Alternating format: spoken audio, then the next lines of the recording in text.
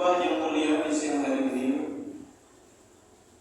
khatib menyampaikan wasiat untuk diri khatib secara pribadi dan kaum muslimin yang melaksanakan sholat Jumat di masjid ini, untuk mari bersama-sama kita kembali memperbaharui komitmen keimanan dan ketakwaan kita kepada Allah Subhanahu wa Ta'ala. Mudah-mudahan melalui pembaruan komitmen tersebut kita senantiasa berada di dalam taufik Allah dalam kehidupan di dunia ini, diberi semangat dalam melaksanakan ketaatan yang demikian mudah-mudahan nantinya akan mengantarkan kita wafat dalam keadaan husnul khatimah. Amin ya rabbal alamin. Ma'asyiral mu'minin rahimakumullah. Sehubungan bahwa kita telah memasuki tanggal 10 Dzulqa'dah. Bulan ini oleh para ulama dan kita akan mengenalnya sebagai bulan-bulan haji karena berbarengan dengan bulan Zulhijjah tadi. Sebagian jemaah haji, calon jemaah haji dari negara tercinta kita sudah mulai bertolak untuk datang ke tanah suci. Maka dalam momentum yang mulia ini, khatib akan membicarakan perihal haji yang kami beri judul dengan falsafah ibadah haji. Tentu saja kita merujuk kepada pedoman yang kita jadikan sebagai petunjuk dalam kehidupan kita di dunia ini, yaitu Al-Quran. Jika kita meneliti, mengamati dan mencermati ayat-ayat Al-Quran yang membicarakan mengenai ibadah haji ini, maka setidaknya kita akan menemukan ada 4 hal penting berkaitan dengan ibadah haji. Pembahasan ini bukan hanya bagi orang yang melaksanakan ibadah haji, bagi orang yang telah melaksanakan ibadah haji, atau bagi orang yang sudah berencana dan kita semua yang menginginkan untuk dapat melaksanakan ibadah haji. Yang pertama, ma'asyiral mu'minin, haji sesungguhnya memiliki tujuan mulia, tujuan agung. Tujuan ibadah haji adalah agar orang yang melaksanakan ibadah haji selalu mengingat Allah Subhanahu wa Ta'ala. Hal ini tergambar di dalam ayat-ayat Al-Quran dengan surat Al-Baqarah ayat 198.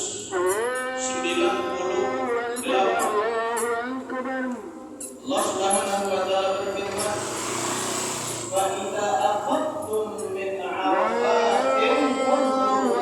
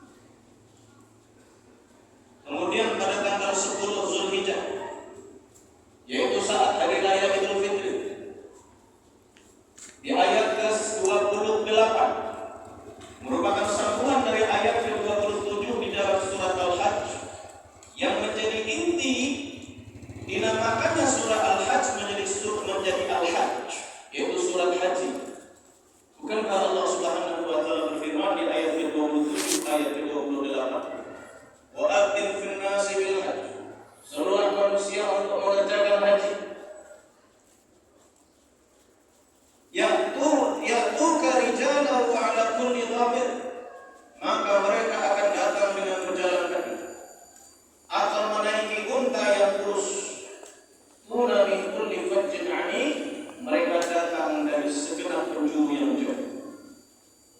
Pada ayat ke-28 Allah berfirman, liyashhadu manafi'a lahum, agar mereka menyaksikan segala apa yang bermanfaat untuk mereka, wa yadhkurullaha fi ayyamin ma'lumat, agar mereka mengingat Allah pada hari-hari yang telah ditentukan. Para ahli ulama mengatakan ayat ke-28 di surat Al-Hajj ini adalah waktu yang ditentukan itu adalah tanggal 10 Zulhijjah. Tanggal 10 Zulhijjah Allah perintahkan jemaah haji untuk berzikir kepada Allah. Lalu di ayat yang lain, ma'asyiral mu'minin, surat Al-Baqarah ayat 220 ayat 202. Bukankah Allah Subhanahu wa taala berfirman, "Wadhkurullaha fi ayyamin ma'dudat." Berzikirlah kalian kepada Allah wahai jemaah haji pada hari-hari yang telah ditentukan. Kata para ahli ulama, hari-hari yang ditentukan itu adalah pada tanggal 11 sampai dengan 13 Zulhijjah. Berarti seluruh rangkaian melaksanakan ibadah haji dari tanggal 9, 10, 11, 12 dan 13 Zulhijjah seluruhnya ada ayat yang secara khusus memerintahkan jemaah haji untuk melaksanakan zikir kepada Allah Subhanahu wa taala. Apalagi jika kita renungi bahwa ibadah haji itu puncaknya adalah Arafah. Bukankah ibadah di Arafah itu spesial? Saat jemaah haji bila mana mengikuti sunnah yang diajarkan oleh baginda Nabi Muhammad sallallahu alaihi wasallam, maka orang yang sedang berada wukuf di padang Arafah, salat zuhur yang seharusnya 4 rakaat dijamak, dikosor dan dijamak menjadi 2 rakaat, salat asar menjadi 2 rakaat, dan dijamak takdim salat asar dinaikkan menjadi ke dalam waktu salat zuhur. Untuk apa waktu yang tersisa itu, ma'asyiral mu'minin? Berzikir kepada Allah. Oleh karena itu dalam hadis riwayat Imam Tirmidzi dari sahabat mulia Amr bin Shu'aib, baginda Nabi Muhammad sallallahu alaihi wasallam menyampaikan sabda, "Khairu du'a yaumi Arafah." Sebaik-baik doa adalah doa pada hari Arafah. Wa khairu ma kuntu ana wan nabiyyuna min qabli. Dan sebaik-baik ucapanku dan ucapan-ucapan nabi-nabi sebelumku, kata baginda Nabi Muhammad sallallahu alaihi wasallam, adalah kalimat zikir ini, la ilaha illallah wahdahu la syarika lah, lahul mulku wa lahul hamdu wa huwa ala kulli syai'in qadir. Ma'asyiral mu'minin, jika kita cermati keseluruhan manasik haji pun, bukankah seorang jamaah haji ketika dia telah memakai kain ihram, maka disunahkan untuk mengucapkan kalimat talbiyah, labbaik Allahumma labbaik, labbaik la syarika laka labbaik, innal hamda wan ni'mata laka wal mulk la syarika lak. Bukankah keseluruhan itu menggambarkan bahwa puncak dan inti dari pelaksanaan ibadah haji agar orang yang melaksanakan ibadah haji menjadi orang-orang yang ahli zikir. Maka untuk mengukur indikator haji seseorang mabrur atau tidaknya, kata para ahli ulama, lihat setelah haji itu selesai, apakah orang yang berhaji itu masih merawat ibadah zikirnya kepada Allah Subhanahu wa taala. Ma'asyiral mu'minin, ini yang pertama mengenai falsafah ibadah haji. Yang kedua, ibadah haji menggambarkan mengenai pentingnya menjaga tawazun, keseimbangan antara kehidupan duniawi dengan kehidupan ukhrawi. Orang hidup sebagai seorang muslim, orientasi hidupnya tidak hanya urusan duniawi, perlu diseimbangkan dengan menjaga orientasi ukhrawi. Bukankah ini yang tergambar di dalam surat Al-Baqarah yang berkaitan dengan ibadah haji? Jika Allah Subhanahu wa taala berfirman, "Faminhum may yaqulu rabbana atina fid dunya." Di antara orang yang melaksanakan ibadah haji itu ada orang yang berdoa seperti ini, "Ya Allah, berikan kepada kami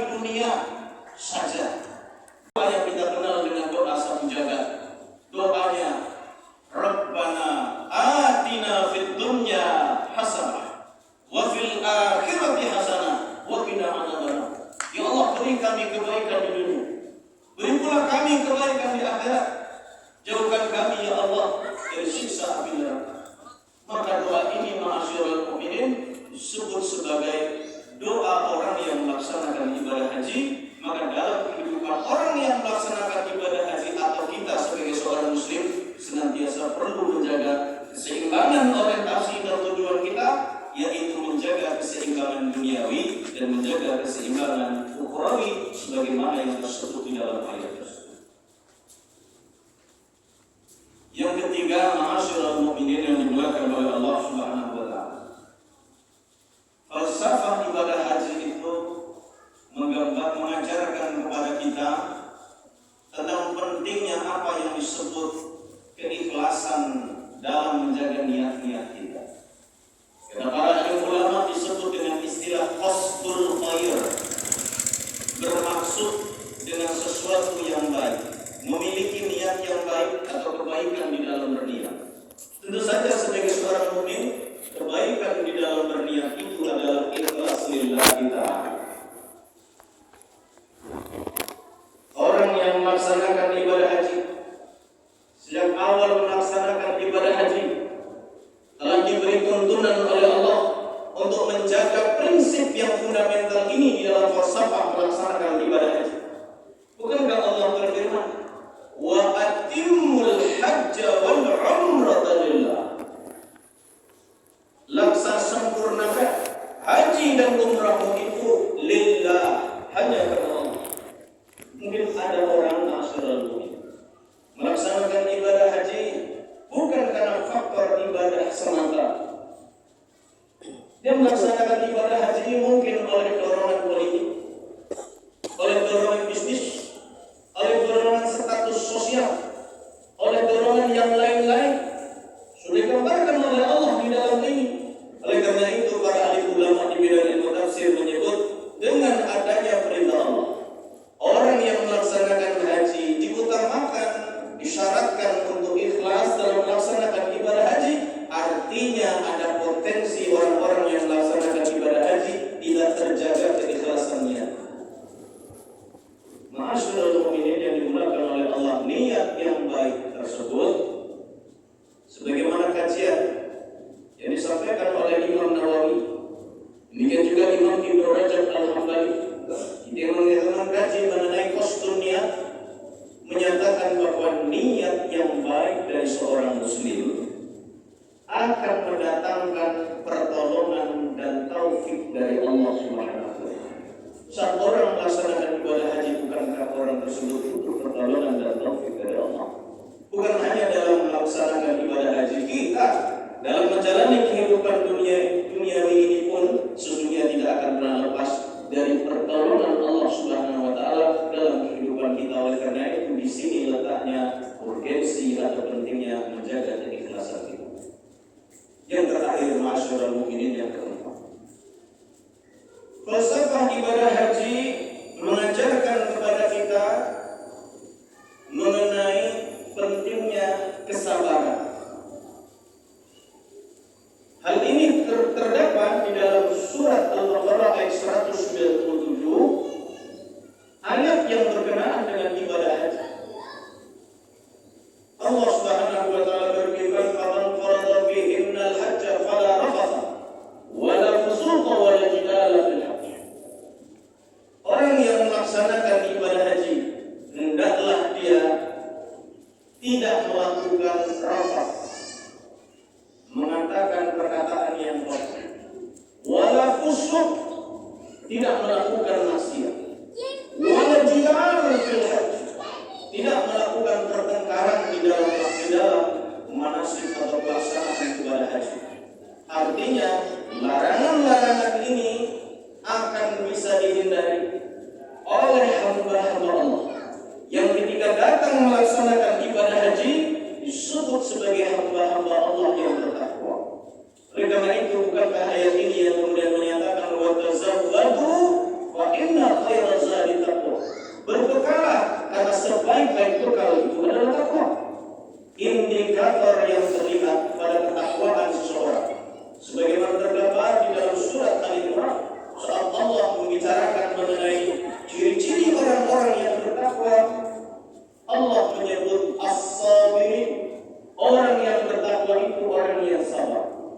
As-shadiqin, orang yang bertakwa itu orang yang jujur. Orang yang bertakwa itu orang yang menginfakkan hartanya kepada Allah. Wal